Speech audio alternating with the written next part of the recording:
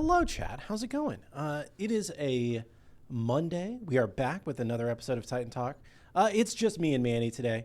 We're going to have a pretty chill show today. We're going to go through our update notes on the website, which have now been posted. And we're going to talk about what's coming out tomorrow with OB23, featuring Daji and a lot of other stuff. Here, I should do this one instead. So you just see me. Is that better or is that worse? I think I like having Manny better. But regardless, I'm going to be pulling up the handy dandy desktop here to go through the update notes. These are live now on the website. So if you take a look at this URL right here, which I saw Buddha has already posted in chat, you can read along with me. Somebody also noted that apparently I screwed up the formatting somehow and all the dev commentary is one word without spaces. I'll fix that after the show. Sorry about that. But we're going to go through today and just kind of talk about everything that's coming out tomorrow. A lot of review for people who have seen it before. And then we'll take some Q&A. So starting off, Daji. Big thing in this patch. Well, there's a lot of big things. This is a huge patch, actually. But Daji will be coming out, our newest character in SMITE 2. She is, if you've never played her before, she's traditionally like a jungler in her normal form, and she is kind of a jungler still in SMITE 2. She has a few new tricks up her sleeve. She can now teleport to wards with her 3, which is an interesting new twist on things. You can ward hop to get away. Her 2, I believe, is mostly the same. And the other thing is her passive. You're going to get stacks when you hit your 1 basic attack on enemy gods with low health. And that'll give you permanent stacks of increased damage. So kind of playing this game of hunting low health enemies with your 1 and using your teleport to get away. Also, the ult has been changed from SMITE 1. So now instead of just tagging somebody with your ult and hopping off and they instantly get pulled to you, you have to shoot them a couple times, and they're vortexed towards the powwow. The powwow also has an area at its base where it does ticking damage, which can actually be quite a lot of damage. Enemies are stunned if they hit the powwow, and you can hit multiple enemies with 1 shot from the top. So you can still pull a lot of people in. It's just changed a little bit to work better with the way CC works and whatnot in SMITE 2. Her aspect will not be coming out tomorrow. It'll be coming out the 21st, which I believe is, this is Windows 11. There we go. Okay. Which is Friday. So on Friday, you'll be seeing the new aspect of Ferocity, which kind of turns her into more of a basic attack focused jungler. So her big thing is that her 2, instead of having the normal number of swipes, now will have more swipes based on the amount of attack speed that you have, up to, I believe, 6 swipes, and it deals attack damage. So it's also it can crit, it can proc on-hit effects, it can do a lot of things. So it's a lot of fun. She's a different playstyle. I will note, I don't think it says here, but she does still build up her passive here, these bonus stacks in the aspect. And if you have your horrible burns on while you're doing your 1,000 cuts, then you will get stacks for your 1,000 cuts hits, which is kind of interesting. It does take 4 stacks, though, to have a similar effect as 1 stack in the non-aspect version. So you have to do a little bit more work to stack it up. That's Daji. We're looking forward to her. She's a lot of fun. She's been really good in our playtesting. Curious to see how she does in live. We're also kicking off a brand new event, Yule Fest. If you're familiar with the reaping that we're just wrapping up, this is a pretty similar event. You will, instead of collecting pumpkins, you will collect peppermint candies, and you will get free skins and cosmetics for getting these things. You will get 2 peppermint candies for free. One of them is in the advent calendar, which I'll talk about in a second. The other one's on the Wandering Market Path. Travelers that are released during Yule Fest will also contain peppermint candies. In a change from the reaping, these are now unlocked automatically upon purchasing a traveler. You don't need to spend Wandering Market coins to unlock the candies once you have the travelers. If you collect 2 peppermint candies, you'll get a title that says festive. So there is something that you can get for free if you just collect the free candies. If you buy any 1 traveler, essentially, to get your third candy, then you'll get Aladdin's Winter Wish skin, which is new. We showed it off on Wednesday of last week, I believe. And for the ult, you're sucked inside of a snow globe. It's kind of fun. It's very festive for the season. If you get to your 4th peppermint candy, so get the 2 free ones, buy 2, then you will get the Happy Yule Fest 2025 card effect, which is a nice little card effect.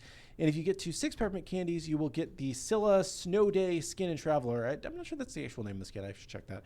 But the snowy Scylla from SMITE 1 Classic brought over with new prisms and whatnot.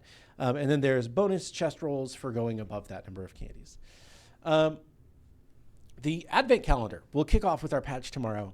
That's available only until December 26th. Yule Fest will keep going after that, but the Advent Calendar will end on, I believe, Boxing Day is officially the day after Christmas. If there are any Brits in chat, they can tell me for sure. If you log in up to 24 days during that time period, you'll get an extra free reward every day. It's like your daily login bonus, but better. So you'll get diamonds, you'll get chest rolls, you'll get a peppermint candy, you get all sorts of fun stuff. So just more fun stuff for logging in every day. So be sure to log in and finish your Advent Calendar. You do only have to log in 24 days between tomorrow and December 26th. So obviously you have a little bit of time. You can miss a few days if life happens, if you're going on a trip for the holidays or whatnot. But you should be able to finish it up and get a bunch of free rewards just for playing the game. And technically, you don't even have to play the game. You just have to log in. So just log in and get your rewards. We're also going to be refreshing the Wandering Market Path tomorrow. So a new track of free rewards awaits you on the Wandering Market Path. Very similar to the previous layout. You know, every time you level up, you get Wandering Market coins. On the 5th and the 10th levels, you get bonus rewards such as diamonds, chests, and a peppermint candy is on there. So noting that all players will be reset to Wandering Market level 1 for this new update, but you will keep all of your coins. Just you'll start at the beginning of the track for the new track. Makes sense. Also, we have a bunch of Yule Fest Wandering Market Travelers. Nitwit Anubis is the first one. We showed the skin off. I like this skin a lot. It has a VXG where he rides a candy cane like a hobby horse. It's great. Also, you will have some prisms for Festive Nitwit Anubis. There's an announcer pack. There's a recall skin, and then there is a peppermint candy on there as well, like all the Yule Fest travelers. Darkest Night Shibalanke is coming over. It will be his classic Darkest Night skin plus 3 prisms. I particularly like the Ivory Oath. I think some people like the Wraithborn. I don't know. It does come with the peppermint candy.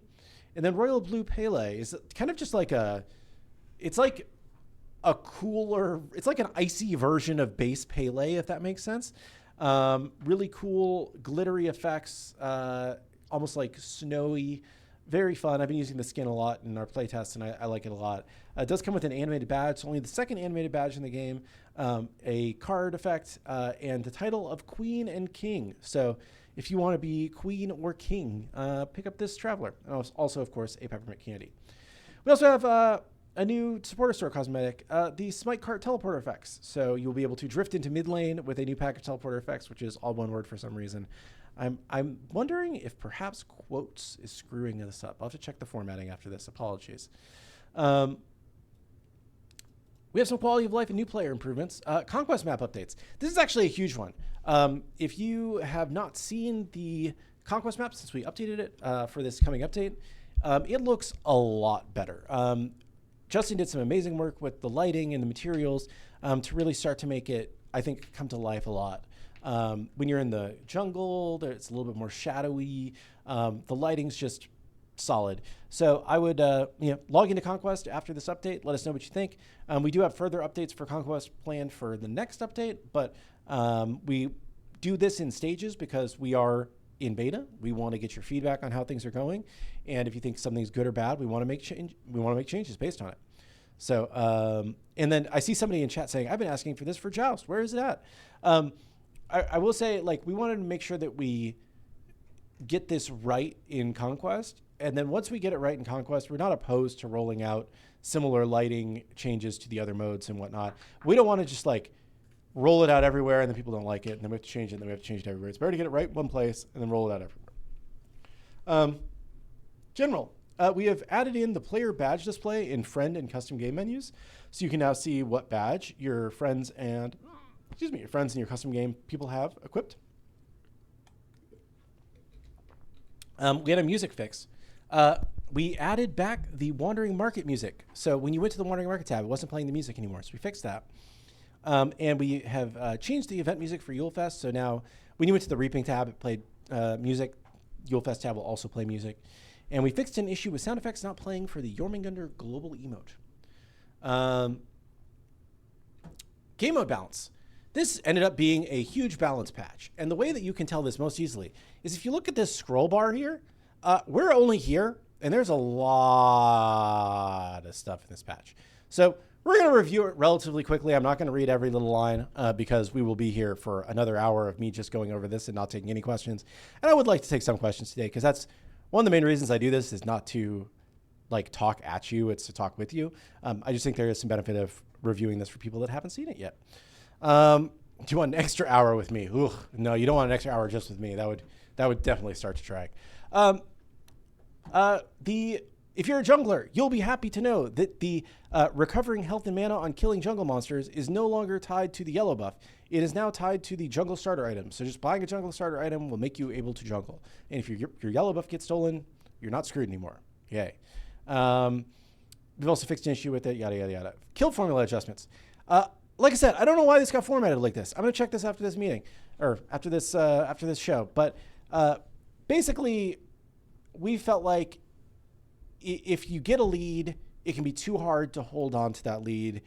There should be comeback mechanisms. There should be comeback potential. But it just was a little bit out of whack how easily you could lose a lead. So we've changed the XP rewards to hopefully address that. So it should still be like, you have to lose a couple fights to fall behind, whereas before it was like one fight could swing it a little bit too much. God respawns. We have made it so that you will respawn a little bit quicker for the first 20 minutes of the game, and then it will slow down from there. Basically, we just felt like deaths were a little bit too long early game. Base teleporters, the cooldown has been increased from 210 seconds to 240 seconds. You won't be able to use those quite as often. But if you use it before the match starts, it now will only go on cooldown for 10 seconds. So if you are late getting out of base because you were shopping and couldn't decide what you wanted, you can hop on the teleporter before the clock hits 0, and you will not have a full cooldown. So should be nice. The Moonlight phase, we've increased the shard spawn rate at the ritual site, which now scales based on the number of teammates that are standing on the site. So if more people rotate, it will end more quickly. And we fixed an issue where the ritual site would not begin spawning shards until when it changed hands after a few seconds, and it now spawns shards the entire time it's active. So if nobody's fighting over it, it's still accumulating shards, and whoever gets there first can pick up all those shards and get a little boost of them. So exciting to see how that feels. Lane minion quality of life. This is another all one word section, but basically the goal is to make minions feel a little bit more smooth and deliberate and reduce jittering and constant direction changes that can be jarring. So we've increased their animation smoothing. We fixed an issue where they would not animate briefly when first coming into view. We adjusted the spread formations so that they more consistently spread the way that you would expect them to. We changed their movement so they more closely follow each other. We lowered their acceleration values overall so they don't like ping pong all over the place quite as much. And we have slightly decreased melee and ranged minion attack ranges to make this balanced once again. And then there were some other changes that we previously did that we didn't record on patch notes. We're just writing them here for full sake of understanding everything that's happened. We've also increased the hostile target decay time from 1.5 to 2 seconds, which is the amount of time that lane minions will consider enemy gods a priority target after they damage an ally god, so they'll target you for a little bit longer. We reduced the range at which minions target other minions, and we fixed archers prioritizing towers while outside the tower's radius. Assault. Somebody wanted assault changes. Basically, dying in the first 10 minutes of assault can lead to long respawn timers. We want you to feel more like you can be aggressive early, and dying won't keep you out of the action for that long, but still let late game respawn timers last for a long time. So we have decreased the respawn level duration multiplier. We've decreased the overtime conversion rate and decreased the teleporter cooldown. So again, dying early shouldn't feel quite as punishing, but late game, it should still feel like you're dead for a long time if you die. And Arena, we're still trying to fine tune the length of Arena. It was a little bit too long. Now it's been a little bit too short. So we're making it just a touch longer. So another 25 tickets added to Arena. Next, we have a bunch of item changes. Health potions and health chalices and multi-potions all just kind of have the similar thing happening where they're going to heal you for about the same amount, but not quite as quickly. So it's going to take about 50% longer to heal you the amount that they were previously doing it, because basically it was giving you too much health too quickly and changing the flow of engagements by popping a potion in the middle of combat, for example. You couldn't really like punish a lead enough in lane. So we're making that change. Next, we're changing the elixir meta. So you can no longer infinitely stack elixirs. You now have one elixir active. It lasts for 6 minutes when you use it. Yeah, I think that like we've been getting a lot of feedback that the stacking elixir endgame was not really fun. It was contributing to a lot of the time to kill issues at the end of the game, especially for tanks. We do still know that games need to end, but we think we have enough things in the game now where they should end. If we see issues, we will continue to look at that and do more work here. Agility Relic. We are nerfing Agility Relic. We are increasing the cooldown. We are doubling it from 10 seconds to 20 seconds. And we're fixing an issue so you can no longer fire abilities while you are dashing with the Agility Relic. We are also going to be enabling this in Ranked Conquest for this update. We really do want to see how it performs in Ranked Conquest, how people feel about it. We think it's worth the test. If it doesn't go well, we're open to changing things. We're always open to changing things. But this is the time in the game where we should be running tests on things.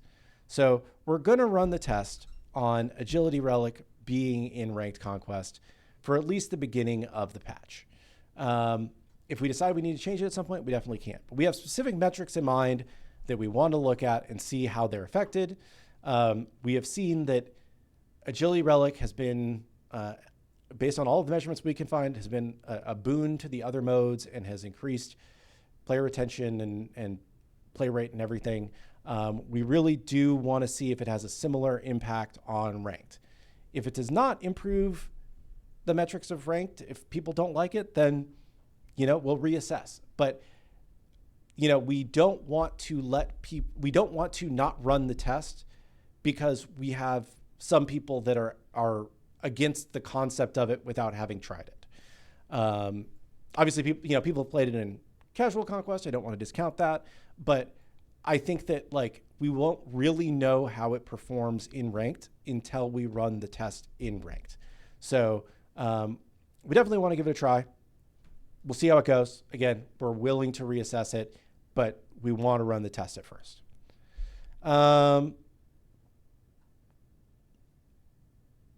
Moving on. Let me see if there's any chat on this, because I feel like this was a big talking point on Reddit. And Reddit already told you, don't want it.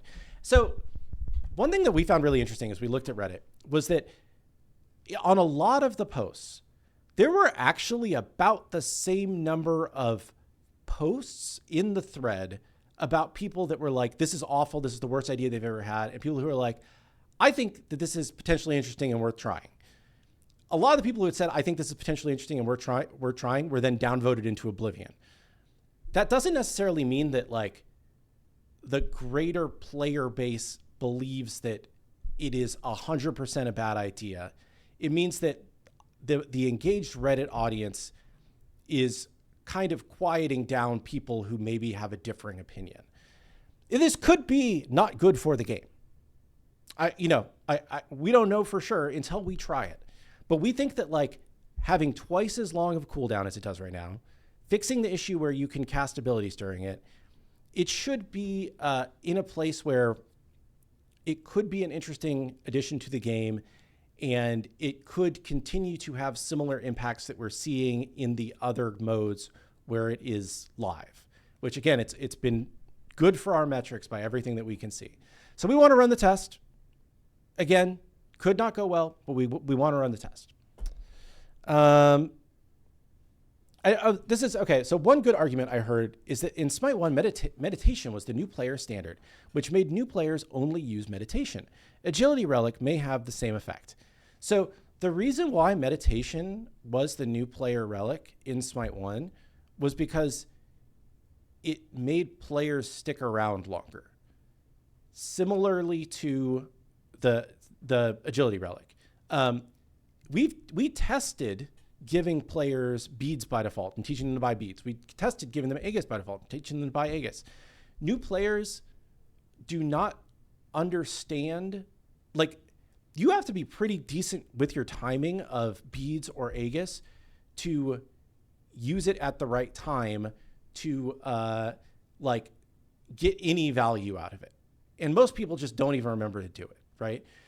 Agility relic, I think, is a different situation than meditation, where like it is still like a skill thing. Like you do have to use it at the right time, but it's a little bit more forgiving than beads and Aegis, but not as strong of an effect as beads and Aegis, which is why it's on a shorter cooldown. So again, we want to give it a try. I think that, like, again, it probably at ultra high levels of play, people are probably still going to be buying, beads and Sunder and, Aegis and whatever they think is appropriate for the match. But I think that, like, it is not actively throwing by buying agility relic. And it is not, again, from what we can see, it's good for the metrics for new players to play with it. And some long-term players also have been playing more having agility relic around. So, let me see.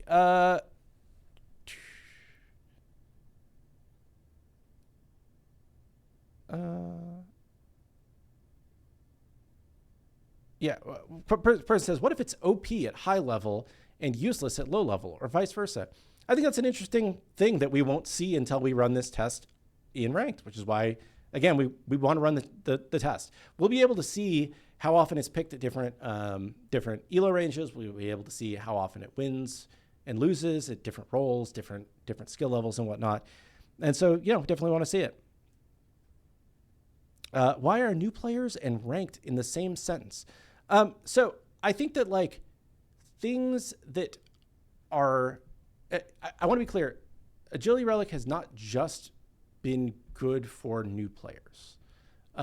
It was initially introduced as a thing that was theoretically good for new players, but we do see a lot of people that have been around for a long time that pick agility relic and seem like they play more if they're picking it more. So, we definitely want to test it and see if it has an impact on what we're doing for all players, rather than restricting that to a certain group. So I've mentioned this take before, but I'm gonna mention this again. This person says a lot of the main issues that we had with Combat Blink are on agility relic, and so I don't understand why agility relic is okay when Combat Blink wasn't. And one of the big reasons for us that we didn't like Combat Blink is that Combat Blink is much harder to read in somebody disappearing from one place and then appearing in another place instantaneously. This, especially in a game that is third person and not top down, you very frequently somebody just disappears. It's very hard to track them. Whereas a dash, you see the person moving. You can track them. They can't go over walls. They can't just appear out of nowhere or disappear to nowhere. It's a lot easier for players to read and react. Again, we think the cooldown was a little bit too low, which is why it's doubled in this patch. We think there were issues with being able to cast abilities while you were dashing. That's why we fixed that this patch. But I think that, like, they're pretty different in terms of the way that they actually implement. They both give you a movement ability, a movement option, but beyond that, I think they're pretty different. Okay, I'll take more questions on this later. I'm going to read through the rest of the patch notes real quick, and then we'll come back. Bumbus Golden Dagger. We talked about this already, but your jungle starters will now have the healing effect on the base jungle starter. We've also increased the cleave damage on Bumbus Golden Dagger and Golden Spear. And on the Cudgel, we have increased the buffed true attack against jungle monsters, basically trying to give these more of a clear identity and not having them be very similar, which is kind of where the two jungle starters were right now. Sanguine Lash. This is a big rework. If you're buying Sanguine Lash starting tomorrow, it will be different. Now it has strength and lifesteal. We no longer have the ticks lower the cooldown of the active effect. We no longer have the current on use where you can push the button 3 times and deal half of a person's life. Instead, now when you push the active button on use, you will gain 5% lifesteal. So you basically double the lifesteal and you will tick much faster. So it gives you a period of additional tick damage every 40 seconds instead of giving you these kind of 3 charges that could kind of self-reinforce and build up themselves again. Again, curious to see how this plays, but they should also clear up the wording on this item a lot because this was one of the most confusingly worded items in the game because it just did a lot of, I don't want to say unrelated things, but like things that interacted in weird ways. Lifebinder. This is being changed. So basically it's going to do less base damage and base healing, but it's going to scale over time to slightly stronger, I believe, than where it was previously. And it does have some increased base intelligence. So again, the early game Lifebinder spike, a little too strong, just trying to smooth that out a little bit. Devo's Gauntlets. We have decreased the lifesteal per stack slightly and increased the strength bonus for reaching 75 stacks. So just a little bit less lifesteal, a little bit more strength at full build. The Reaper removed the stacking. So now it is primarily a strength and lifesteal item that will heal you on kills or assist during Moonlight as well. Sphere of Negation. This is a spicy new one. Now, when it ticks every 3 seconds, you will get a 2.5% max health magical shield. And this will stack up to a maximum of 15% of your max health, like Kepri shield. So this is an interesting new twist on this item. It does have less intelligence and less magical protections, but this shield could be very powerful in the right matchup. So curious to see how people play with that. Anti-heal items. There's a lot that we have done to anti-heal items in this patch, but the most important things are we've re-added the anti-heal section of the item shop so that you can find what options are out there more easily.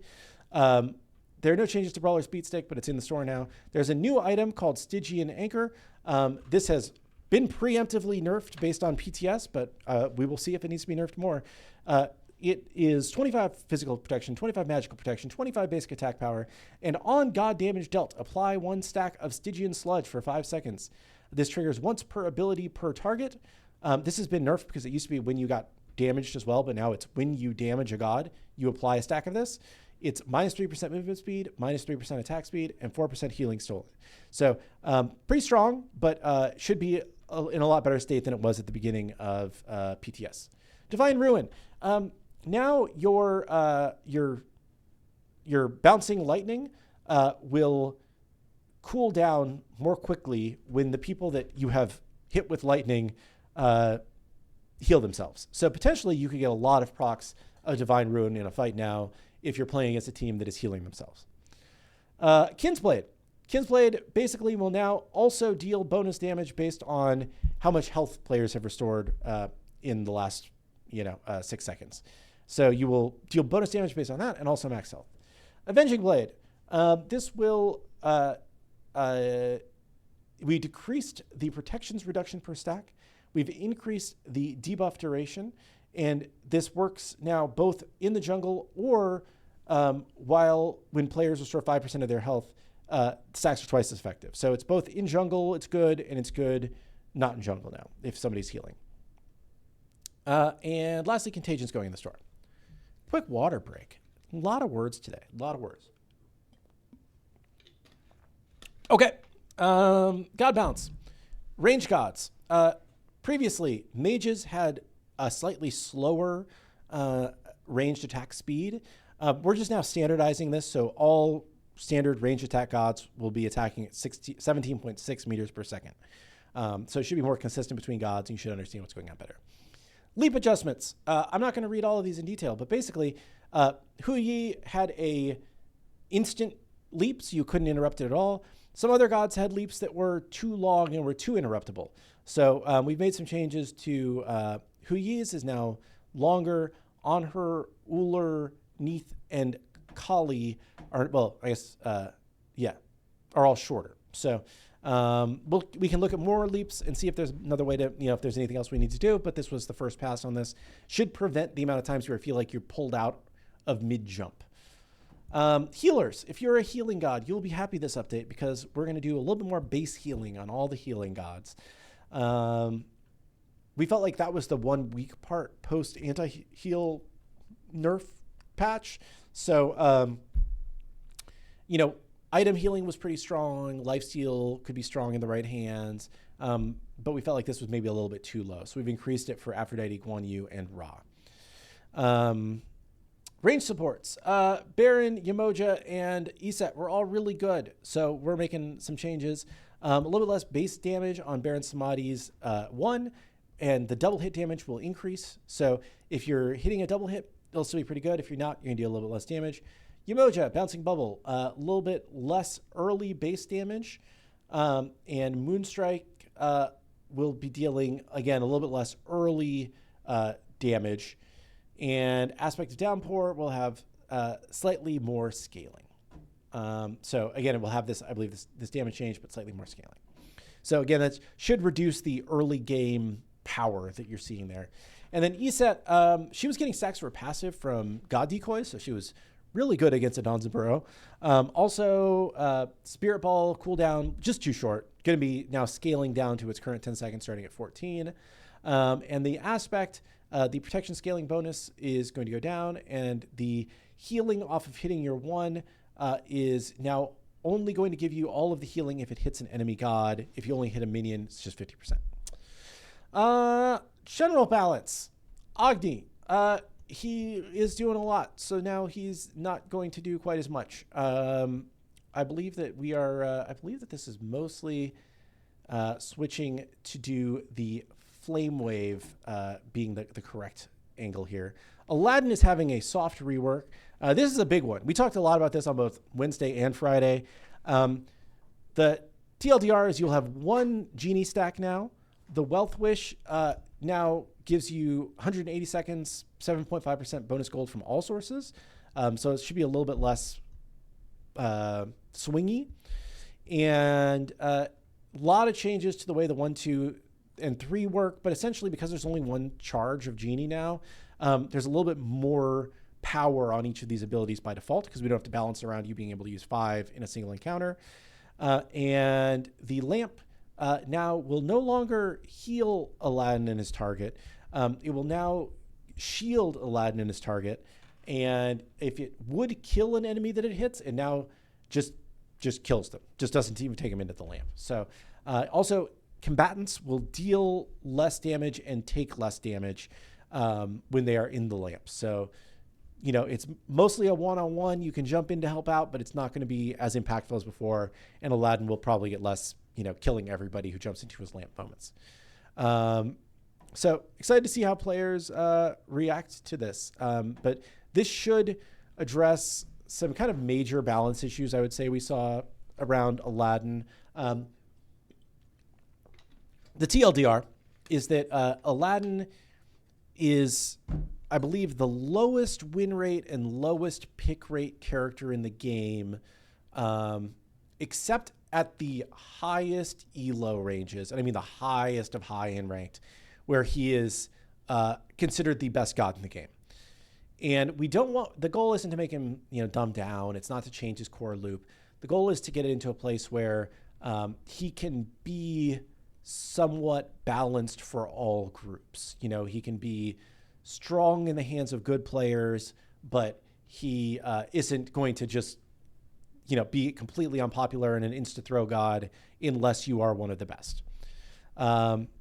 Nothing was wrong. He was just high skill god. No, there was something wrong. This is the most disparity we have ever seen for a character like this.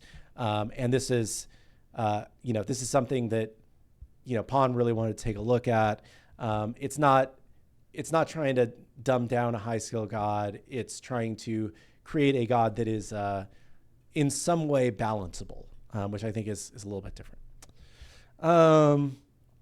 Well, that's a good question. What god is the opposite to Aladdin's stats, where they're really bad at pro, but they're good in casuals? I would have to take a look. But I got some ideas out there. Arachne would be a really good one from Smite 1. Arachne was always incredibly high win rate in casuals, but, less good in the pro levels. Bellona is getting a nerf because she does way too much damage, in my opinion. Her base damage on her 1's going down and increased cooldown on her 3 with decreased disarm duration, so you'll be able to fight back a little bit better. Kerninos getting a buff, my boy. Increased base damage on his 2 and an extra effect. His 4, his ult will now apply your current season effect to enemies you hit. So you can slow him down. You can do some bonus damage. You can lifesteal. Pretty cool. Osiris, his aspect, really strong. So we're changing, we're fixing an issue where his passive was granting a charge every 3 seconds instead of 4, which was a mistake. And we are decreasing the protection from item scaling on his 1 from 20% to 15%. Ads. Ads. Yeah, I didn't turn the ads off today. That was on me. Yeah, sorry about that. I need to get Hinduman to let me know what the password is for the Smite Game Twitter or Smite Game Twitch account, because I can't turn off the ads because the account that was logged in here got logged out, and I don't know the password. So once Hinduman logs in or sends me the password, I'll do that next time. So sorry about that, people that are stuck watching ads. That said, that's everything. We're done. We've got 20 minutes or so left. And I'm here to take your questions.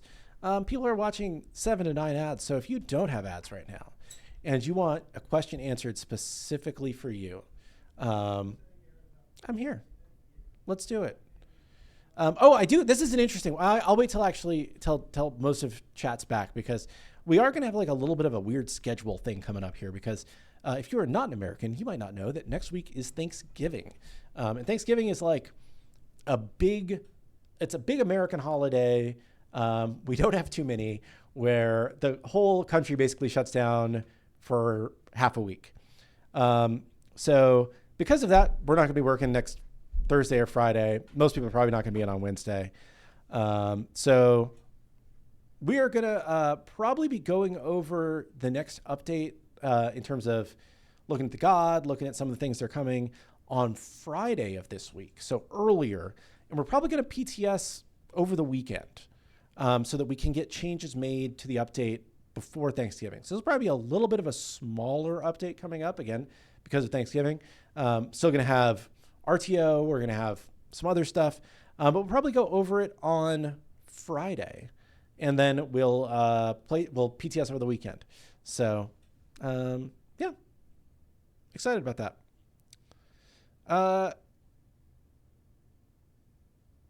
Let's see. And the reason why I picked that was because somebody said, I have ads, but can we have a Monday show just to talk about bugs? And Monday show, I think that we actually have some stuff that we have to do around the patch next week because of this weird schedule. But it would be good to have a Monday show with Kabir to just talk about bugs. I think that would be a fun one. So that's a good idea.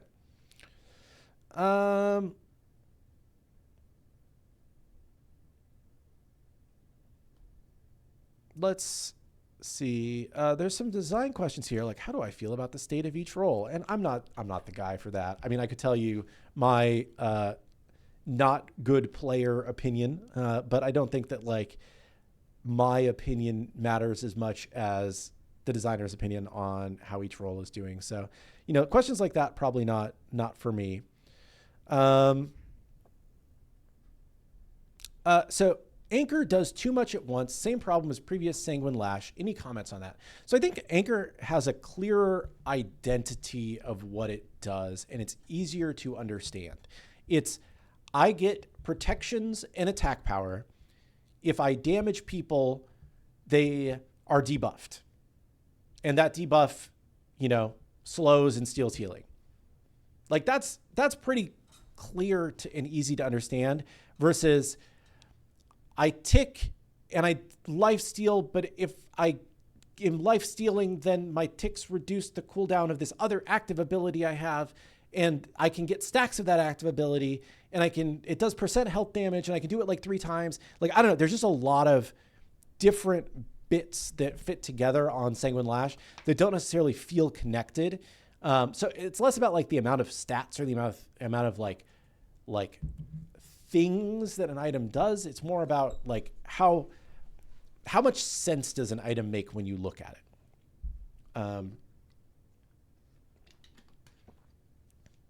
Full schedule release of 2026 Gods. Probably not going to happen. I think that we like to leave ourselves flexible. We'll talk about another, when we get through this current roadmap of Gods, we'll talk about another roadmap of another section of Gods, and then we'll, kind of go from there. It just, things change over the year, and I don't want to be like, this is exactly what we're doing, guys, and then it's something different. So we let you know as far out as we're confident to do it. Can I repeat what I said about Thanksgiving week? You just got back from ads. So real quick, Thanksgiving, big holiday in America. Studio will be shut down next week on Thursday, Friday. A lot of people will be out on Wednesday. We're probably not going to have a show on Wednesday of next week either. But we will most likely be going over the patch, at least in some level, on Friday of this week, and then PTSing over the weekend. So we'll probably be looking at RTO. We'll probably be looking at, the conquest map changes, whatever else makes it to this update. And then we'll be PTSing over the weekend. Will I do a goated PowerPoint going over everything that happened in SMITE 2 this year and talk about how well the SMITE 2 team did overall? I don't know. I could do that if that's something that people would find fun for kind of end of the year. I think that we definitely made a lot of progress. I think that if you look at where we started to where we are now, it's pretty impressive. I would say, it's because of all the people here, especially considering it's been a challenging year for us all.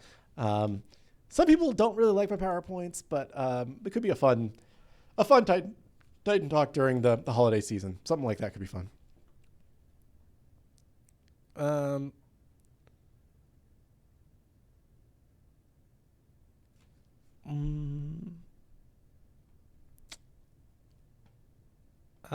Could Hecate's aspect be reworked? People are still building damage with it, and despite it being nerfed outside of Conquest, it promotes lazy gameplay with a lack of burst and skill expression. I'm not a designer, so I'm not going to say, is it good or bad for the game? I think that the first part of the question is, can the aspect be reworked? I think that, yeah, every God's aspect could theoretically be reworked if we think that there's a good reason to do it. But it's always about what's the priority and does it make sense to do this at this point in time? So we like Loki aspect. Loki aspect was widely regarded as not a good aspect. We reworked that into the more kind of tank Loki aspect, which I've been having a lot of fun with personally. And metrics wise, a lot more people have been playing it since we reworked it. So that was definitely, a worthwhile one. I don't know how the team feels about Hecate's in particular. But I would say if we think there's a reason, there's always a chance that we can rework it. But I have not seen a lot of clamoring about reworking it. Sorry, boys. Sobek aspect is next on the list. Yeah, that's been one that I've seen a little bit more people upset with. I think it's fun, but it's got some issues for sure. Herc aspect. Yeah, Herc aspect's another one that at one point in time, the stats on it were crazy. It won a ton. I don't think it's still doing the same, but it was really good for a period of time. But yeah, it was not one of the beloved ones. Can I talk about the invisible god bug in matches? I believe that we've fixed most of those edge cases for this next update. Basically, there was kind of some optimizations that were not cleaning up properly at certain points that we think we've got fixed. So I don't have the full technical details on it all, but that's the very TLDR that I think we've got them all fixed.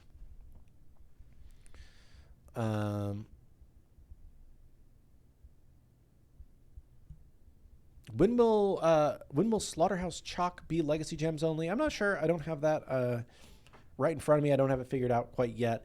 I think at some point we will do that, but I'm not exactly sure when.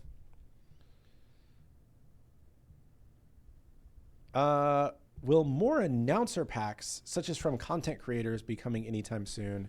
I'm really missing my favorites. So for most of the content creators, we did reach out and ask them if they were okay with us bringing it over into SMITE 2.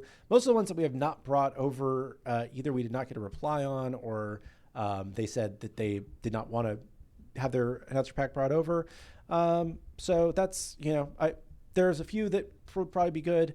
I would say we do seem to have bad luck sometimes when we do these content creator things that, people end up in some realm of drama.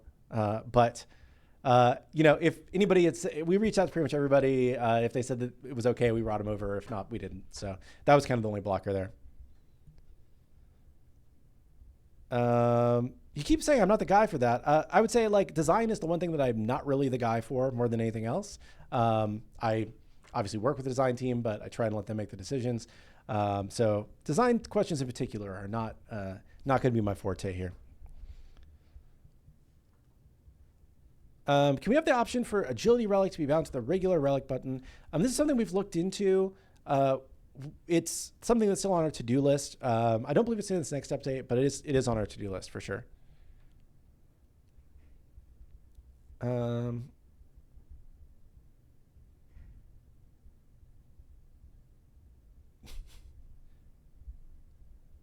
Since we're testing agility relic, why are we not testing double relic too at some point? So there's a couple of reasons for that. First of all is that double relic is a bigger test to run. To test double relic means we have to update the UI to support 2 relics everywhere.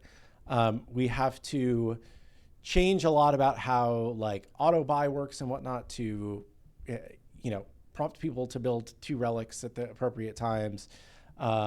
We have to remap everybody's keybinds. We would have to reduce the number of active items from 3 to 2 because we don't have enough buttons to be able to say we have both 2 relics and 3 active items. There's a lot of pros and cons to it. I think personally also we just feel like single relic plus active items is a good path for the game, that we have more room to explore relic-like effects with active items versus just saying everybody gets 2 free relics. I think that that's a more interesting path for the game to take, and probably one that we would explore first before going down the path of double relics.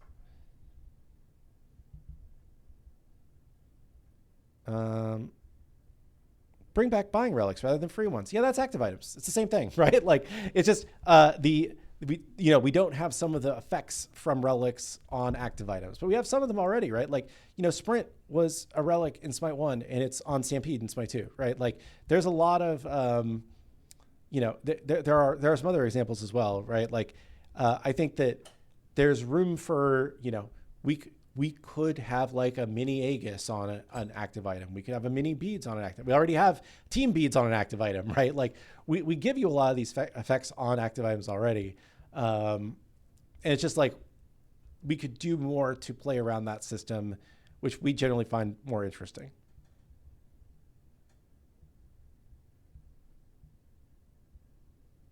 What is game of the year for me? Blueprints, and it's not close. I think most of the other really hyped up games of this year were not my cup of tea.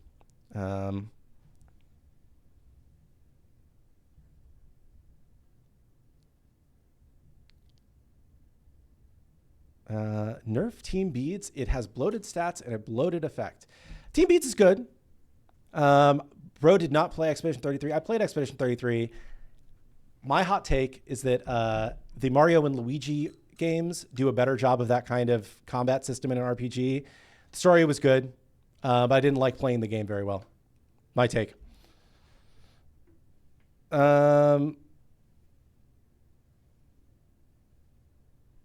Magic the Gathering side of the year. See, that's another good one. I think this Avatar one that's about to come out looks pretty sick, so I'm looking forward to that. Why doesn't the mute button also block enemy gods' animations and taunts?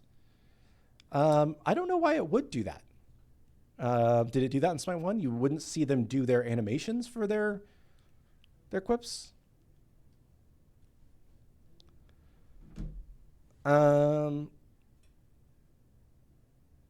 I think a parry active item for an Aegis-like effect would be fun.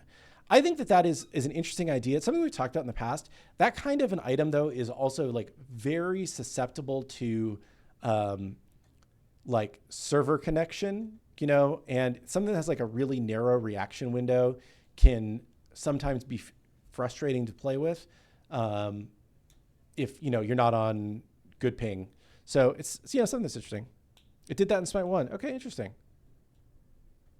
I'll mention that. We can see if that's doable.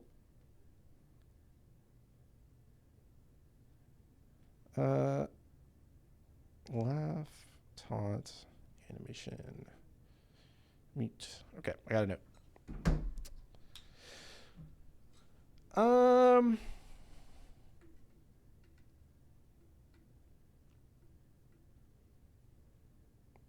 Why is Friends list capped in Smite 2 and I cannot see who is in game or not? Yeah, so Friends list was capped in Smite 1 as well. We could look into expanding it if we think it's not enough. Very few people are at their Friends list cap, but we could definitely look at it. We do want to get to where people can see what their friends are doing better. We've made some improvements to it, but we do need to go back to that. So I'm making a note on that one.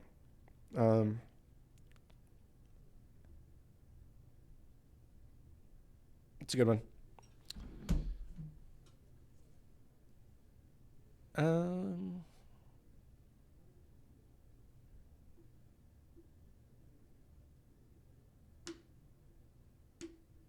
Can we get a clarification for the boosted levels in Wandering Path? When do you stop getting these and does it reset? My understanding, and we can confirm this with Blake, but my understanding is that basically you're going to earn levels quicker through the end of the kind of primary reward track. And after that, it slows down to like, it is like, I believe 3,000 XP for a level for the first 40 levels or however many levels there are, like the extra rewards for. And then the repeating levels after that are at 15,000 XP a level. So that's the way that works. I don't think anybody wants a Kilgoon head worn skin. I know that this is a chat suggestion, but I don't think it's the most fun. I feel like we would spend money to put my head in the game and nobody would buy it, and then I would be sad. Can Vulcan Saga get prisms for earlier forms? Probably not going to go back and add prisms to that. I think that like there are, you know, we're still figuring out the best way to structure a saga. So we've done the first two in different ways. The third one will be different again, I'm sure. And just trying to see what do people find the most interesting. You know, is it having prisms for all the forms? Is it, but with fewer forms? Is it having, you know, more forms with less prisms? You know, different ways that we can go with it.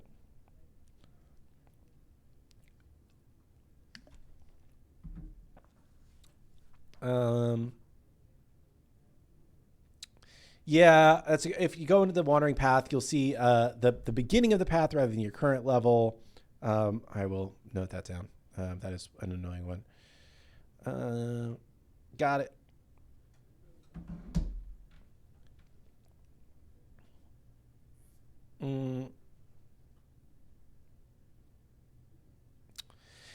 I don't exactly know what is inferred by this, but I know how you feel about polls, but it would help out a lot with seeing what the community would like to come to the game next. I would say, yeah, we think polls and surveys are generally good. They give you an insight into what the percentage of the player base that engages with the poll or survey would find interesting. The only real like hesitation we have around it is that like it usually isn't your entire player base that is going to interact with that. it's your most hardcore percentage that reacts, right? It's kind of like the Paladins example, just because it's a very obvious one, is that if you ever polled the community, they were like, we want more monsters, we want more like weird fantasy creatures, and the most popular characters in the game were always humans with guns, like with basic gun that you understand is a gun. So if we only listened to the polls, we would not have made the most successful subset of characters for that game. So it's definitely not saying that like it's useful to understand what your hardcore players want, but it isn't necessarily useful to understand what all of your players want. It's the only thing to think about.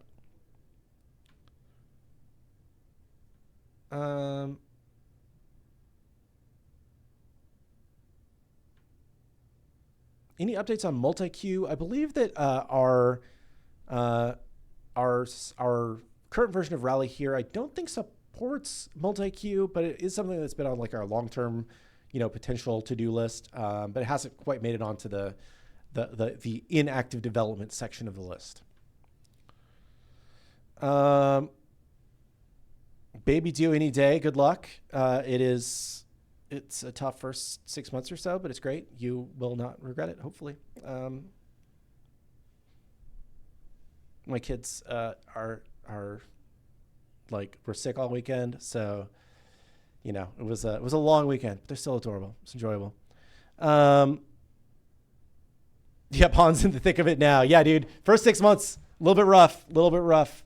But they're great. Love them. Is there a chance to give us the option to unlock new gods with 2 or 3 tokens? We could do that. I think that we really, like, if you're going to play Smite long-term, we want you to buy a Founders Edition. It's a really good, obvious purchase. You get more money back from it than you put into it. In terms of, diamonds, you get all the gods unlocked.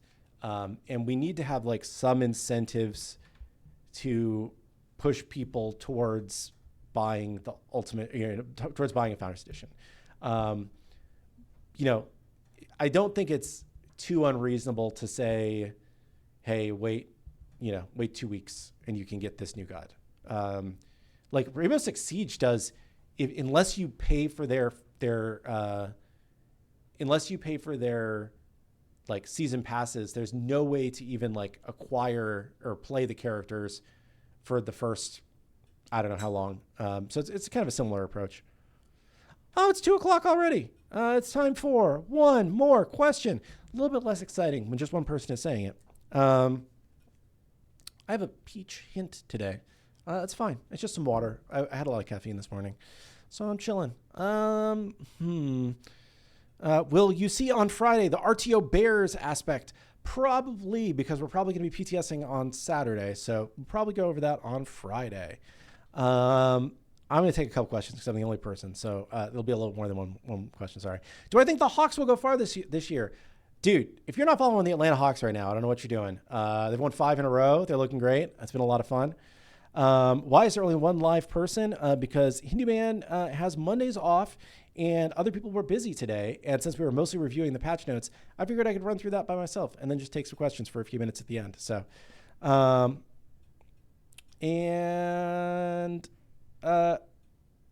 I should take one more question about the actual game. So somebody says annual Hawks win streak giving false hope. You say that, but if you're not from Atlanta, you may not know, like one of the Atlanta sports things is that only one Atlanta sports team can win on any given day. So like if the Falcons win, the Hawks will lose and, vice versa. Good news, the Falcons are awful this year. So we don't have to worry about them taking any wins away from the Hawks. I don't think the Braves are going to be, that good once we get to the end of the season. It's gonna be great. Anyway, just got back from ads. Can you recap the show? No. One more real question. Let's see.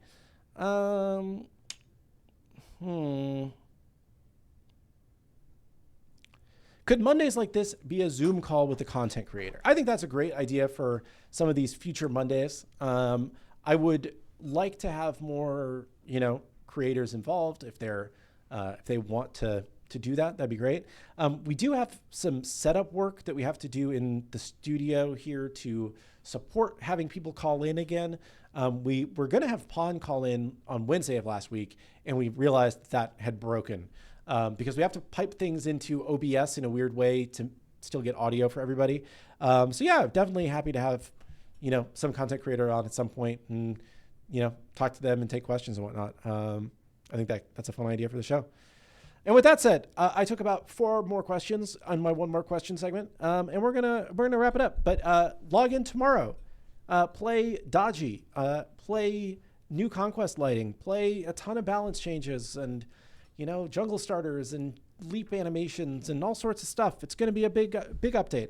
But yeah, log in tomorrow. Let us know what you think. We'll be reading your feedback. Let us know what you think about Agility Relic. We'll be watching the metrics very closely on that one and letting us, see how it actually turns out, beyond the vocal people that, we definitely are seeing right now. So curious to see how it turns out. And we'll be back to chat more on Wednesday. And Hinduman will be running the show because he is better at it than I am. And with that, have a great day, and we'll see you on the battleground of the gods. Bye-bye.